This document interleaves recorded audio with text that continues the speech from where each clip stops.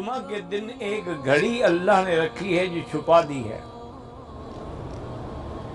چونکہ ہر اعلیٰ چیز کو چھپایا جاتا ہے۔ لیلۃ القدر ہے، اللہ نے چھپا دی کہ لیلۃ القدر تو ہے لیکن کب ہوگی؟ لا یعلمها الا اللہ، اللہ کے سوا کوئی نہیں جانتا۔ ہو سکتا ہے کبھی 21 میں ہو، کبھی 23 میں ہو، کبھی 25 میں ہو، کبھی 27 میں ہو۔ اسی طرح فیہ ساعۃ مستجابۃ، حضور نے فرمایا کہ جمعہ کے دن ایک ایسی گھڑی ہے جس میں جو بھی دعا کرو گے وہ قبول ہو جائے گی۔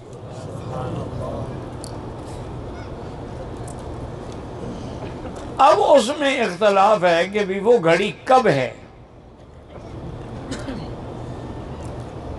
بعض علماء نے یہ لکھا ہے کہ امام جب منبر پہ خطبے کے لیے بیٹھتا ہے،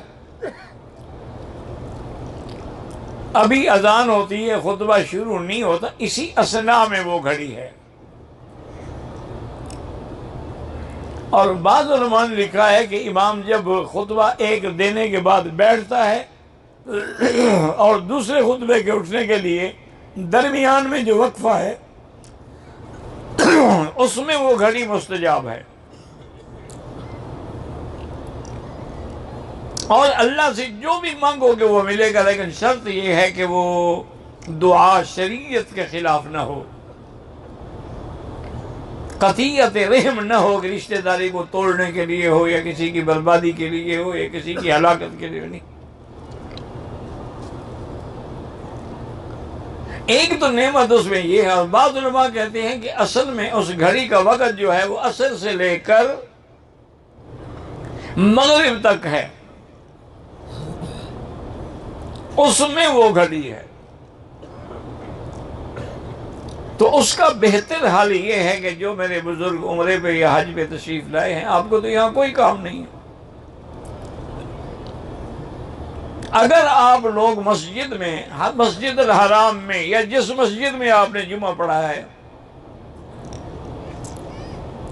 یا جمعہ پڑھ کے کھانا وانا کھا کے عصر کے لیے آئے ہیں، اب عصر سے بیٹھ جائیں اور مغرب تک ذکر کرتے آئیں، اور اسی میں وہ دعا مانگیں،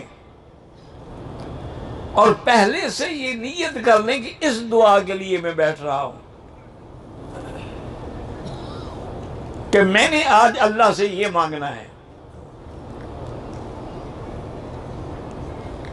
ایک نعمت تو جمعہ کے دن میں یہ ہے کہ اس میں ایک گھڑی ہے مستجابہ جس میں دعا قبول ہوتی ہے۔ ویسے بزرگوں ein بات یاد رکھو کہ دعا جو بھی ہم کرتے ہیں وہ ساری قبول ہوتی ہیں، کوئی بھی رد نہیں ہوتی،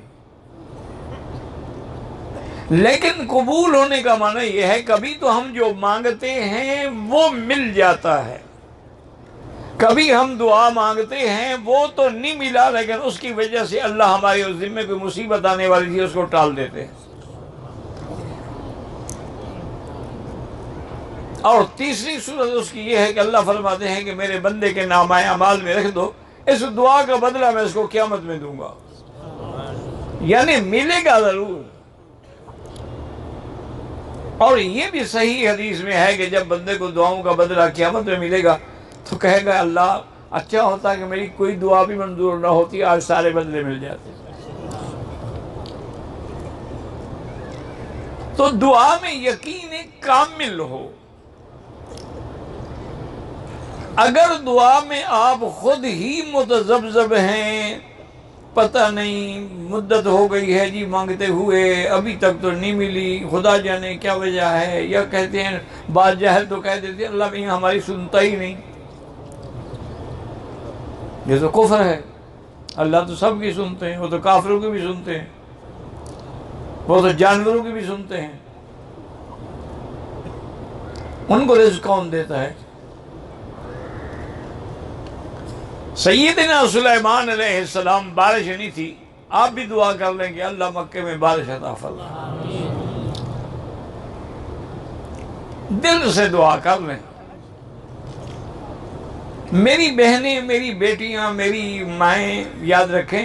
کہ اگر توجہ کامل نہ ہو تو چائے کی پیالی بھی نہیں بن سکتی، ایک روٹی بھی توے پہ نہیں پک سکتی،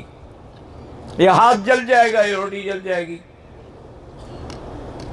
تو اللہ کی طرف توجہ نہ ہو، کہتی ہے دعا منظور نہیں ہوتی۔ توجہ ہو اور یقین ہو کہ تیرے سوا ہمیں دینے والا کوئی نہیں، یا اللہ میرے سوا تیرے تو بندے اربوں کروڑوں ہیں، لیکن میرا تو ہی صرف رب ہے۔